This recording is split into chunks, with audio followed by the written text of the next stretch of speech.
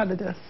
Robert, has anyone from the Department of Justice given you an indication as to why the indictment is just now being unsealed? Well, if you mean Department of Justice, we talked with Laura Duffy and her team of prosecutors. We don't talk much with the Department of Justice in Washington. And we have been consulted by U.S. Attorney Laura Duffy and her team of prosecutors over the past year. They even flew to Detroit to brief Brian's parents, Josephine and Kent Sr., on the status of the case.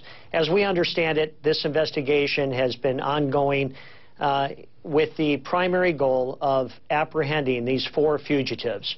And that is the reason that it has been delayed in being announced.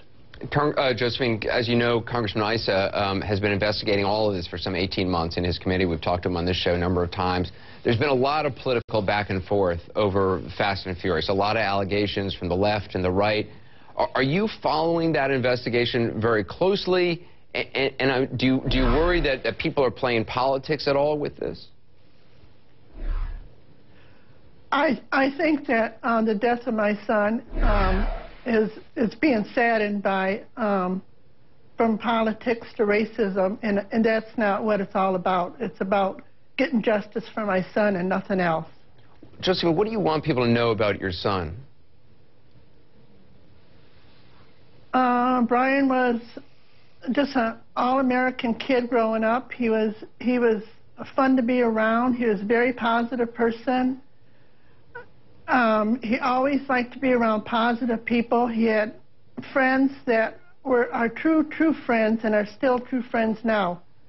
And he was just a person that he always wanted to make a difference, and he used to always tell me he wanted to make a difference. And I think all this coming out in the open with the Fast and Furious, I think he is making a difference. Yeah. Robert, how soon did you, the family, start to understand what had gone on, the backstory of how these weapons ended up in the shootout? When did you start to be informed about this? Because it sounds like a lot of people knew about it maybe before your family knew about it. Well, that's exactly the case, Anderson. You know, through leaked emails, through the whistleblowers.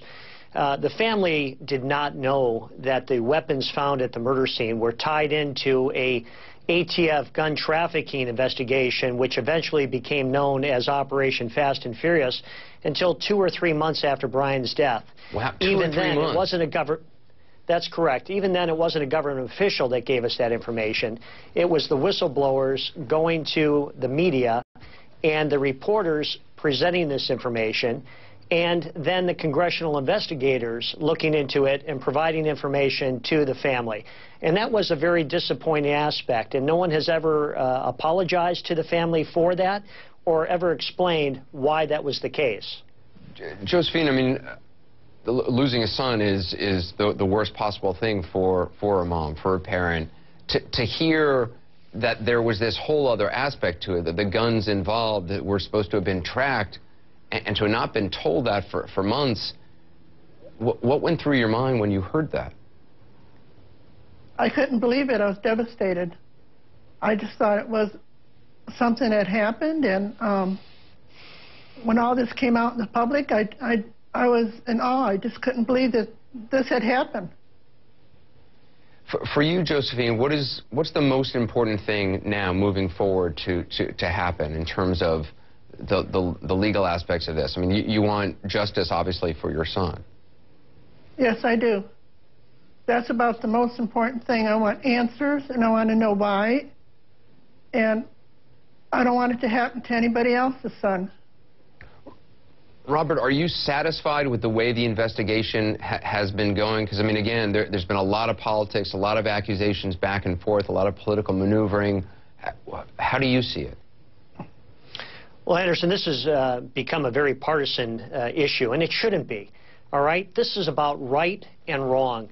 Operation Fast and Furious, everybody concurs, was a flawed operation in concept and execution. It was wrong. It was a huge public safety concern, and it remains a huge public safety concern. And just as Josephine said, our worst fear is to open up the paper or to read a news story where another Border Patrol agent has been killed or injured with an Operation Fast and Furious weapon. You're still worried those guns are out there? They're still out there. There were over 2,000 weapons that flowed from gun dealers in the Phoenix area over a 15-month period, and it didn't end until Brian was killed, and that's when the operation was put to a halt. And that's just truly a shame. You know, there's now stories out there that say ATF did not intentionally want to walk weapons. Well, that's baloney. All right? They could have shut down this operation at any time due to public safety concerns. All right? ATF agents in Phoenix, in headquarters, they do not work for the U.S. Attorney's Office in Arizona. All right? The U.S. Attorney's Office, yes, they prosecute the cases that are brought to them by ATF, but at any time, they could have shut this case down. And they knew that straw buyers were coming in, young kids, 20, 21 years old, on public assistance with shopping bags full of cash to buy weapons for $50,000, $75,000. And these weapons, 100, 200 AK-47s at a time, were moving out the doors of the gun shop. Without any way to track them down in Mexico. Well, and again, you know, that's what the whistleblowers were saying at the time. These agents that raised their concerns to management said, we can't allow this to happen. And they were told, discontinue the surveillance, let these guns walk. They're legal purchases, is what they were being told. And our point is, it shouldn't have happened. Although these were legal purchases, everyone knew that this was straw buyers working for the criminal element, namely the cartels in Mexico, and these weapons were going to flow to the criminal element, creating a huge public safety concern. It ended up with, on December 14th, the men that got into the firefight with Brian and his team that night were carrying weapons from Operation Fast and Furious. They ended up killing Brian that night.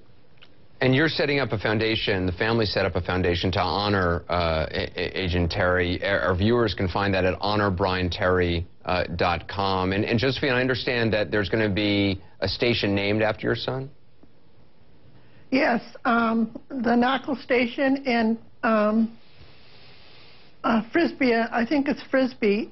They just built a new station, and that was where Brian worked and did all of his Vortex training in that, and the September 18th will be the dedication in the Brian Terry Knuckle Station. Well, I'm so appreciative for you both coming on and talking about your son and talking about this investigation. And we're going to continue to follow it, and we hope justice is finally done. Josephine, thank you so much, and Robert, thank you very much. Thank you, Anderson. Thank you. Let us know what you think. We're on Twitter right now at Anderson Cooper. I'll be tweeting in the hour ahead.